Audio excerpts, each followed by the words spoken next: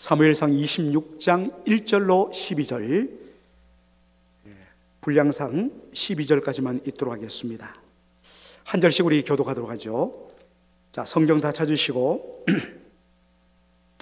10사람이 기브야에 와서 사울에게 이르러 가로되 다윗이 광야 앞 하길라산에 숨지 아니하였나이까.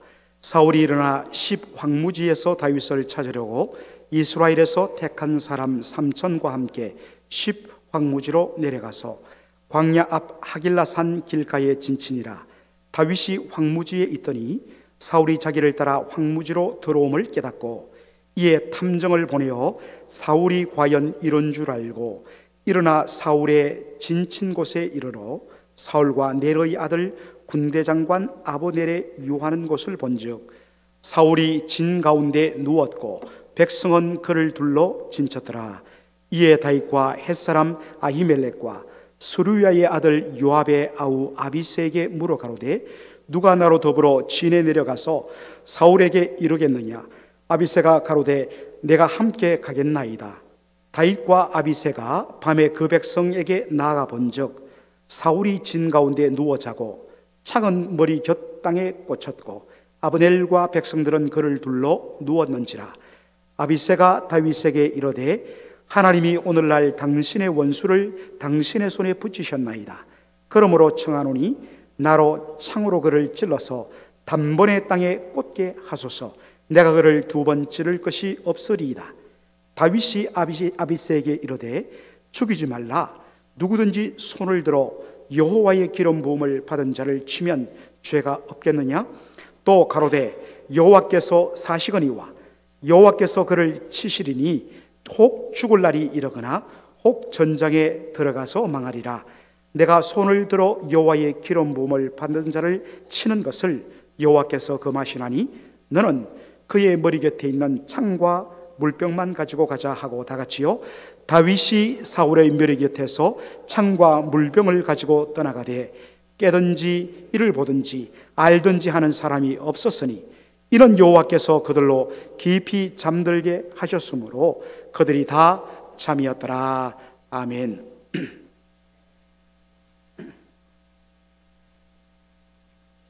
오늘 사무엘상 26장 1절에 보니까 10사람들이 또 등장합니다. 제가 이 발음이 별로 유쾌한 발음이 아니라고 했습니다. 사실 이 번역이 제대로 표현을 못했어요. 원래 히브리어 단어로 뭐라고 그랬죠? 지프라고 그랬습니다. 지프 사람 하면 아주 편안하게 발음될 것을 발음이 좀 묘합니다. 그래서 지프 사람들이 사울에게 찾아가서 다윗이 하길라산 바로 기슭에 숨어 있다는 것을 밀고합니다. 그런데 이 지프 사람들의 밀고는 여기뿐만 아니라 어디에도 나왔습니까? 사무엘상 23장에도 등장합니다. 자, 23장 19절 우리 한번 보도록 하죠. 때에 지프 사람들이 기브가에 이르러 사울에게 나와 가로되 다윗이 우리와 함께 광야 남편 하길라산 숲을 요새에 숨지 아니하였나이까. 사무엘상 23장 그때 사건 때도 그리고 바로 26장에 있는 지금 사건 때도 동일한 장소가 옵니다. 하길라산. 그리고 고발한 사람도 똑같이 지프 사람들입니다. 여러분들, 제가 지난번에도 말씀드렸는데 이 지프 사람들은 유다 이 이스라엘 12지파 중에서 어느 지파에 소속되었다고 말씀드렸죠? 어느 지파에? 유다 지파에 소속된 사람들이었습니다. 여러분, 다윗이 어느 지파 사람입니까? 다윗도 유다 지파 사람입니다. 같은 한 집안 사람들이에요. 물론 우리가 남이가 옛날에 그래서 우리가 남이가 해갖고 같은 지역 사람들 다 찍어주고 이런 폐단이 있었습니다만 같은 지역, 같은 출신, 같은 집안 사람이라고 해서 팔이 안으로 굽는 일을 해서는 안 됩니다. 같은 지파 사람이라고 해서 그 사람의 잘못과 죄를 묵인해서는 안 됩니다. 잘못이 있으면 반드시 드러내야 되고 그것이 책망을 받아야 됩니다. 그러나 다윗의 경우는 다르죠. 누가 봐도 사울 왕에 의해서 억울하게 누명을 쓰고 지금 쫓겨다니는 도망자 신세가 되었습니다. 모든 이스라엘 12지파 사람들이 다 알고 있는 사실이에요.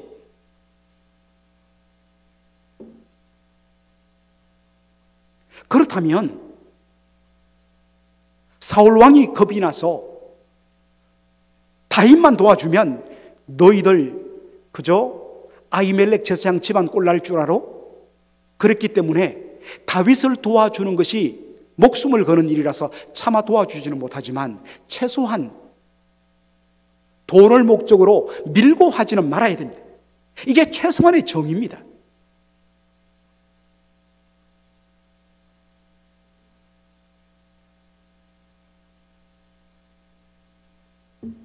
이 문 좀 고치십시오. 이거 자꾸 열려갖고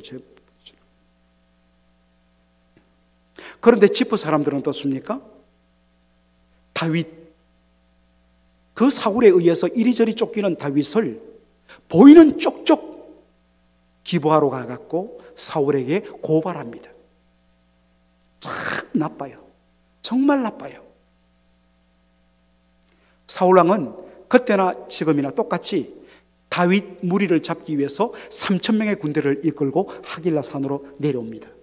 그리고 내려와서 반나절 동안 사사지 뒤지는데 다윗을 찾지 못합니다. 그래서 오늘은 우리가 이 산 기슭에서 우리가 텐트를 치고 3,000명 진을 펼치고 여기서 우리가 수경하자. 그렇게 했고 제일 중앙에 사울왕이 자고 그리고 그 주변에 장군들이 둘러싸고 그 바깥으로 장교들 또 그 바깥으로 3,000명의 군사들이 에워싸는 그런 모양새를 취하여서 잠을 잤습니다. 그런데 이게 웬일입니까? 적어도 왕이 그 자리에 있는다면 왕을 위해서 보초들이 끼어 있어야 됩니다.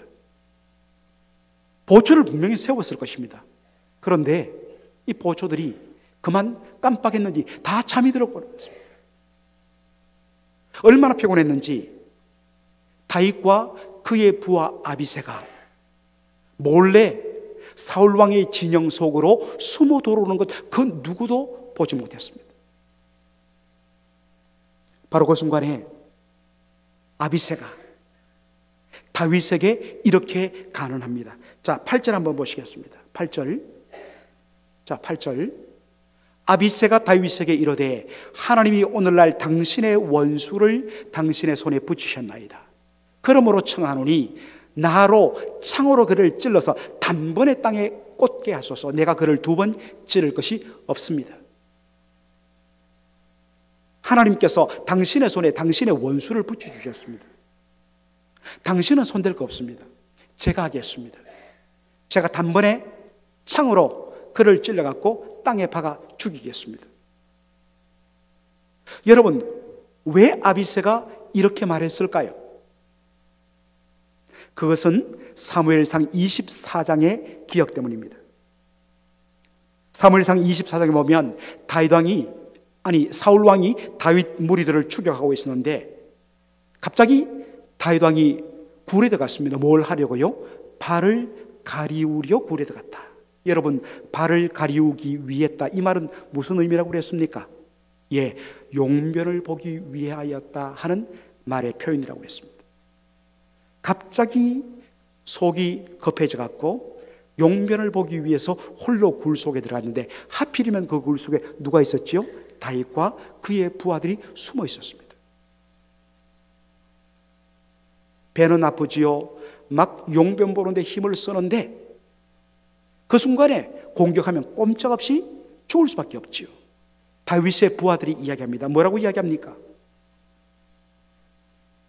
여호와 하나님께서 당신의 손에 당신의 원수를 붙여주셨습니다. 그리고 하나님께서는 틀림없이 당신에게 너의 원하는 대로, 바로 네 소견에 선한 대로 행하라, 그렇게 하나님 말씀하시는 겁니다. 그러니까 당신의 마음속에 뜻대로 그대로 행하여서 다윗을 죽이십시오, 그렇게 이야기합니다. 그럴 때 다윗이 어떻게 하죠? 부하들의 번유를 물리치고 다윗의 옷자락을 칼로 살짝 베는 것으로 끝마무리합니다. 그러면서 사무엘상 24장 6절에 뭐라고 이야기하느냐 한번 보여주시기 바랍니다. 자기 사람들에게 이르되 내가 손을 들어 여호와의 기름 부으심을 받은 내 주를 치는 것은 여호와의 금하시는 것이다. 그래서 할 수 없다는 것입니다. 내가 손을 들어 내 손으로 여호와의 기름 부음을 받은 내 주 사울 왕을 치는 것, 여호와 하나님께서 뭐 하시는 것이다? 금하시는 것이다. 그래서 할 수 없다는 것입니다. 이것을 아비새가 기억했습니다. 그래서 아비새가 말을 바꿉니다. 청하오니 나로 창으로 그를 찔러 단번에 그를 땅에 꽂게 하소서. Now let me pin him to the ground. 내가 하겠습니다. Let me. 나로 그를 땅에 박아버리게 허락해 주십시오. 당신은 손댈 것 없습니다. 내가 하겠습니다. 여호와의 기름 부음 받은 자를 내 손으로 치는 것을 하나님이 금하신다? 그러면 제가 하겠습니다. 제가 대신 누명 덮어쓰겠습니다. 여러분, 얼마나 달콤한 제안입니까? 보통 이 정권들의 여러 가지 문제들이 말기에 일어날 때마다 항상 마지막에 뭐라고 이야기합니까? 그 최고 통치 권력자가 그렇게 지시한 것 없다고 이야기하죠.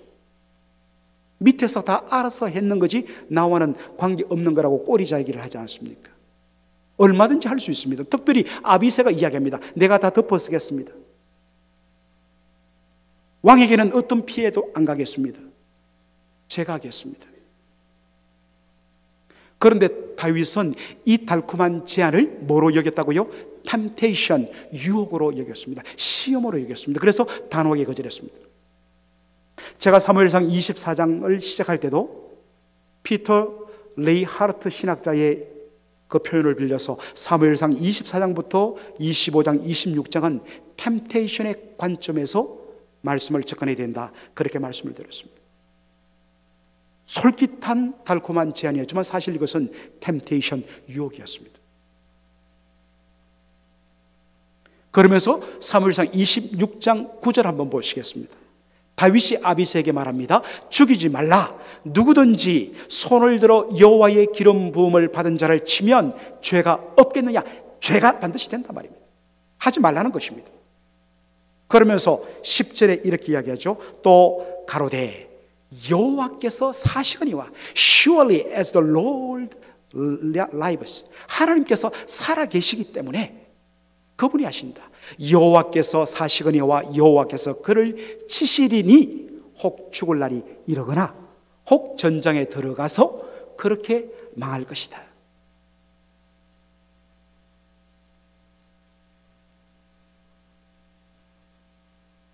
어떠한 방법을 사용하든지 그것은 바로 하나님의 주권에 달려있다는 것입니다. 하나님의 손에 달려있다는 것입니다. 그런 의미에서 자신이나 자신의 부하가 의도적으로 여호와의 기름 부음 받은 이 왕을 쳐서는 절대로 안 된다는 것입니다. 그것은 하나님의 주권을 침해하는 일이라고 말하고 있습니다. 여러분, 다윗이 왜 이 달콤한 유혹, 사실은 템테이션, 시험이라고 이야기했는데 이것을 그가 거절했을까요? 1차적으로는 그가 유사한 경험을 했기 때문입니다. 우리가 처음 일을 겪었을 때는 이걸 어떻게 할까 정말 고민도 하고 우리가 이리저리 재고 시간이 걸리지만 한번 어떤 일을 경험한 다음에 똑같은 일이 반복되면 쉽게 우리는 그것을 극복할 수가 있습니다. 사무엘 24장에서 이미 한 차례 그와 같은 시험을 거쳤습니다. 그리고 다윗은 그 시험을 단호하게 물리쳤습니다. 여호와의 기름 부음 받은 자를 내 손으로 칠 수 없다. 그는 단호히 거절했습니다. 장소만 달랐을 뿐이지 똑같은 사건이 반복되었을 때 이 똑같은 제안과 시험 앞에서 그는 단호하게 여호와의 기름 부음 받은 자를 내 손으로 칠 수 없다고 다시 한 번 더 거절합니다.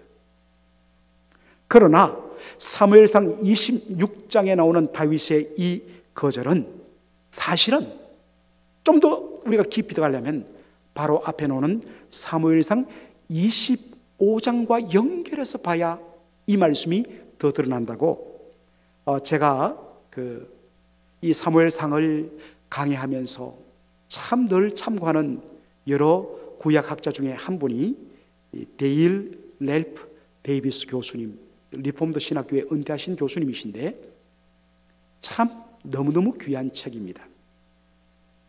이분이 그의 사무엘상 주석에서 이렇게 이야기합니다. 다윗은 나발 사건에서 그가 범한 큰 실수로부터 아주 중요한 교훈을 그가 배웠다는 것입니다.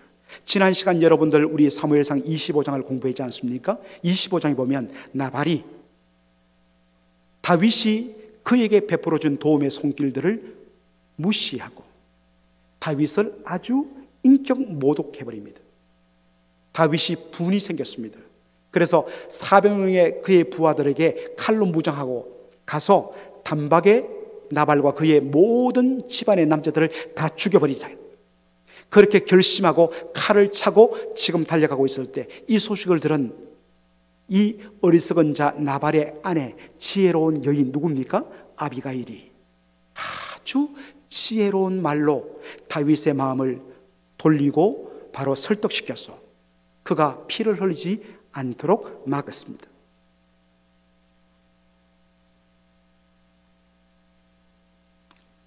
그래서 칼을 거두고 나발을 죽이지 않고 물러갔습니다. 마음 같아서는 가기만 하면 400명의 중무장한 그의 부하들로 요절을 낼 수 있습니다. 그러나 아비가일의 그 지혜로운 설득을 듣고 그가 내려놓습니다. 그러한 유혹, 내 손으로 죽여버리겠다, 내 손으로 정리하겠다, 나에게는 힘이 있으니까, 그런 유혹이 밀려왔는데 이 지혜로운 말씀의 설득으로 그가 내려놓습니다. 멈춥니다. 그런데 여러분, 지난 시간에 어떠한 장면을 봤습니까? 사무엘상 25장 38절 말씀, 우리 한번 화면을 보겠습니다. 이 말씀이 어떤 배경이냐면, 그 다음날 아침 술에 깨어나기를 기다렸다가 나발이 술에서 깨어났을 때 아내 아비가일이 이런 일이 있었다고 자초정연을 설명합니다. 실제로 상황이 일어난 것은 아닙니다. 그런데 그 말을 듣는 순간에 이 나발의 바로 마음이 돌같이 굳어져 버렸다 했습니다. 몸이 돌같이 굳어지면서 이 38절에 이렇게 합니다. 한 열흘 후에 여호와께서 나발을 치심에 The Lord struck Nabal. 여호와께서 나발을 치심에 그가 죽었다.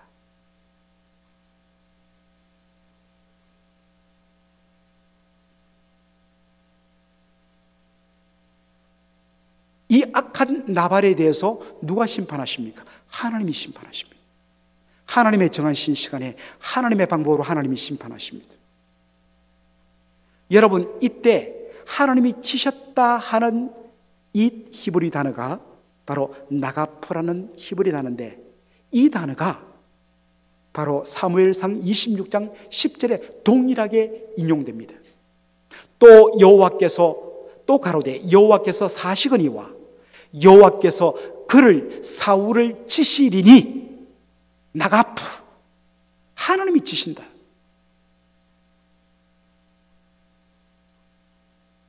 여호와의 기름 부은 받은 자에 대해서는 여호와 하나님께서 친히 치신다.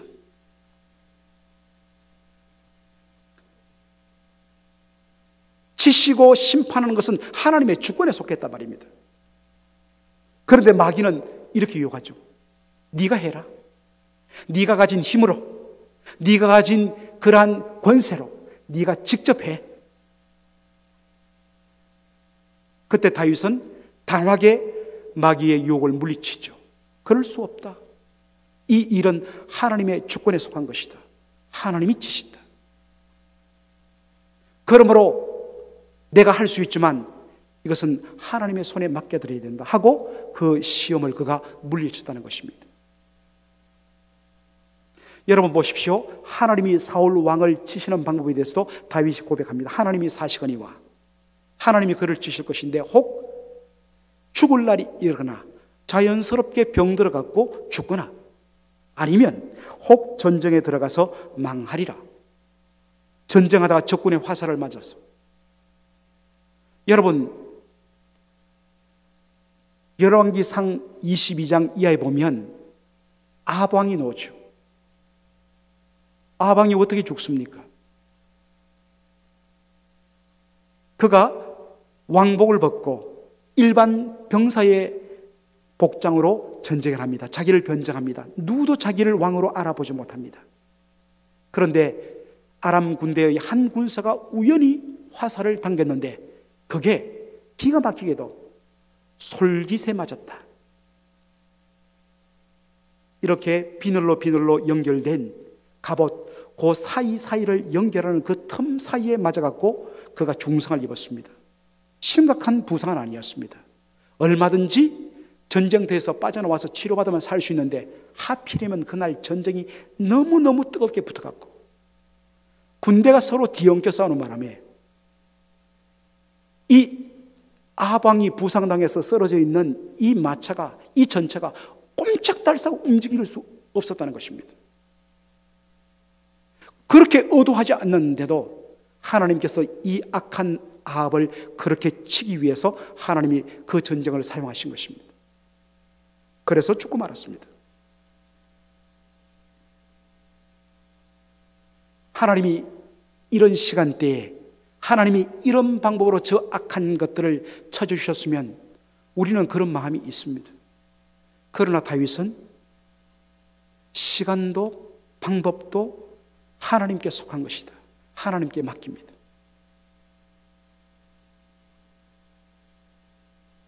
데일 데이비스 교수님이 이러한 지적을 해주는 것이 참 은혜가 되었습니다. 다윗은 하나님께서 어느 시간에 어느 방법으로 하나님께서 그를 치실지 몰랐다는 것입니다. 그러나 다윗이 아는 것은, 분명한 것은 한 가지 뭐냐? 하나님의 기름 부음 받은 자를 내 손으로 치는 것은 하나님이 금하는 것을 자기가 알기에 그 악한 자에 대하여서 치시는 것은 하나님의 주권에 달려있기 때문에 그것은 하나님이 하셔야 된다. 그것만은 알았다는 겁니다.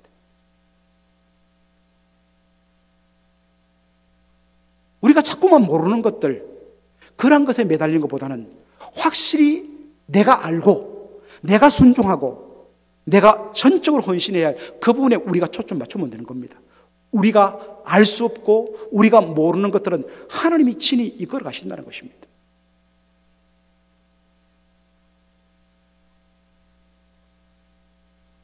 우리가 살아가면서 유혹을 받을 때는 언제입니까? 우리의 마음속에는 똑같이 죄성이 들어있어서 어떤 의미에서는 아직도 예수 믿고 구원을 받았지만 내가 좀 불편하거나 나와 다른 그러한 생각을 가졌거나 나에 대해서 혹 어떤 마음의 상처를 주는 사람에 대해서 정말 나도 똑같이 하고 싶은 그런 마음들이 다 있어요. 그러나 진짜 위험할 때는 언제냐면 나에게 뭔가를 해낼 수 있는 힘과 권세가 주어졌을 때입니다. 사실 그때가 바로 그 사람이 넘어질 수 있는 바로 지금 벼랑 끝에 서 있는 자리입니다. 오히려 내가 뭔가를 가졌거나 내가 힘을 가졌거나 내가 뭔가를 할 수 있는 포지션에 있다고 생각할 바로 그때에 정말 더 엎드려야 되고 더 은혜를 구해야 되고 더 주의 은혜 가운데 영적으로 날마다 깨어있지 않으면 어느 순간에 내가 가진 힘, 내가 가진 시간, 내가 가진 방법으로 내 뜻대로 하려고 하는 그러한 어마어마한 유혹과 범죄 속에 빠질 수 있다는 것입니다. 사랑하는 성도 여러분, 오늘 이 말씀을 마무리하면서 우리가 늘 기억하고 인정할 것은 무엇입니까? 불의한 자를 치고 심판하는 것은 하나님의 주권에 달려있다는 것입니다. 그리고 그 시간도 그 방법도 하나님께서 친히 정하신다는 것입니다. 우리가 고백할 것은 뭡니까? Surely as the Lord lives, 하나님께서 살아계시거니와. 당장 우리 앞에 뭔가 이루어지지 않고 당장 현실적으로 하나님의 역사가 나타나지 않는 답답함이 있을지라도 우리의 고백은 뭡니까? 하나님 살아계신다. 왜 기도하느냐? 왜 하나님 앞으로 나가느냐? 하나님 계시기 때문에, 하나님 살아계시기 때문에. 왜 내 손으로 할 수 있는데도 하지 않느냐? 하나님이 살아계시기 때문에. 때로는 답답하고 왜 이건 이렇게 안 되지? 모르는 것들이 너무나 많습니다. 답답한 게 많습니다. 그러나 분명 아는 것 하나 있습니다. 하나님 살아계신다. 그리고 그분은 반드시 공의로 역사하신다. 그러므로 그 모든 것을 하나님의 주권에 온전히 다 맡겨드리고 우리가 해야 할 것은 뭡니까? 내가 지금 해야 할 나의 미션, 나의 사명, 내가 순종해야 할 그 길에 가기만 하면 됩니다. 다른 데 눈 돌릴 필요 없어요. 다른 데 우리가 이거는 왜 안 돼? 이거는 왜 안 돼? 할 필요 없어요. 하나님께 맡기십시오. 할 수 있는 것, 나에게 주어진 사명, 거기에 우리가 충성도하고 순종하면 됩니다. 이것이 오직 주를 바라보는 믿음인 것입니다. 이것이 우리가 바로 믿음으로 유혹을 이기고 믿음으로 사는 길입니다. 사랑하는 성도 여러분, 여러분 마음속에 이러한 부분이 오늘 흔들렸다면 다시 한 번 더 말씀 가운데 하나님의 살아계심을 인정하고 하나님이 하실 것은 하나님께 맡기고 내가 해야 할 일에 대하여 충성을 다하는 저와 여러분 되기를 주의 이름으로 축원합니다.